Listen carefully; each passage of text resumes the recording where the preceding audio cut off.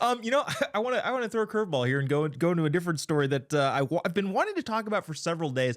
There's been so much talk about Doge. I think this is one of the most egregious ones.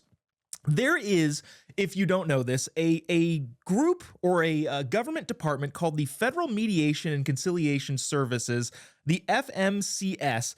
These guys were professional grifters, or let's say stealers of taxpayer dollars when it came to just doing exactly that, stealing taxpayer dollars. They had a 9-story office tower in DC's K Street for only 60 employees. Rumor has it that they had oil paintings around the entire office purchased by the the head of the department's wife. There was a smoking room, there was a gym. They had an office in Honolulu for some reason. Their CEO, that made I think 170 something thousand dollars a year, was on a work trip to DC, so the taxpayer covered his rent and all of that sort of stuff. Jillian, I think the more stuff like this that gets uncovered brings people even more on our side of things. I think we're seeing Americans like look at Tesla, the things that happen to Tesla, and go, holy crap, that's crazy. And I think examples like this bring people even further onto the side of Elon and Doge and cutting government waste. I mean, listen, we largely won the election because the economy was so bad. People for 4 years were struggling. We're struggling to buy groceries at the end of the day, and then to get out of it, to win the election, just to expose where all our taxpayer money spent. That's just like sticking in a knife and twisting it. And they're just like, wow, I was hurting, and that whole time this guy's flying to Honolulu and having a smoking room. I mean, first of all, how do I get hooked up like that? Second of all, it's incredibly insulting to every single American taxpayer who has been struggling for 4 years under Democrat leadership. This is also why Chuck Schumer, when he went on The View recently and he said, these blue collar workers, they think they need to decide where their taxpayer money goes. He looked like an idiot. He had to postpone his book tour. They are so out of touch. They actually do not care about the working class people. Democrats, it has been a long time since they've represented hard workers.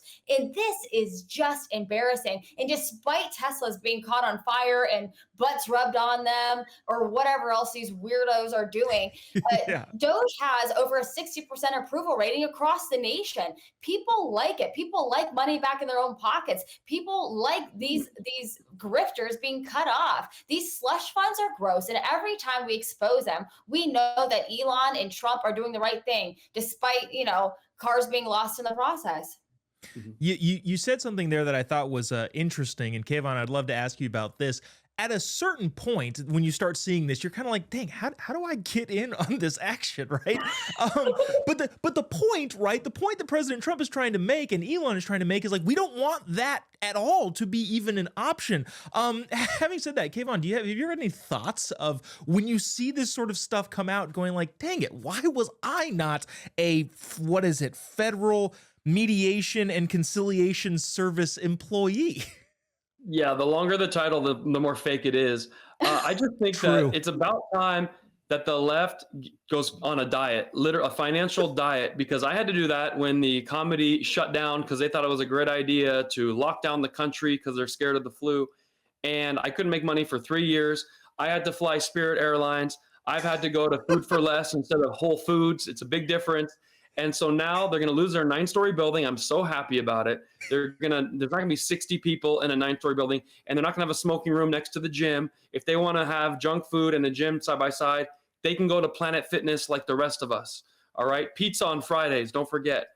And as far as Doge is concerned, I'm glad people are cutting. It's making other companies look at their budgets. In fact, in Las Vegas, I was driving on the freeway, and there's a gentleman's club off the freeway, and it says, "Come see our beautiful women. Doge made us fire the 3 ugly ones." So I think it's happening all across every genre. It's great. Oh yeah, that's a while ago, I would have said, "Oh my gosh, you had to fly Spirit Airlines. How I feel so bad for you." But at the same time, now I'm looking at that going, I'm glad it wasn't one of those DEI hires that was flying around. Airline. That's actually my bigger concern, airlines wise Absolutely. nowadays.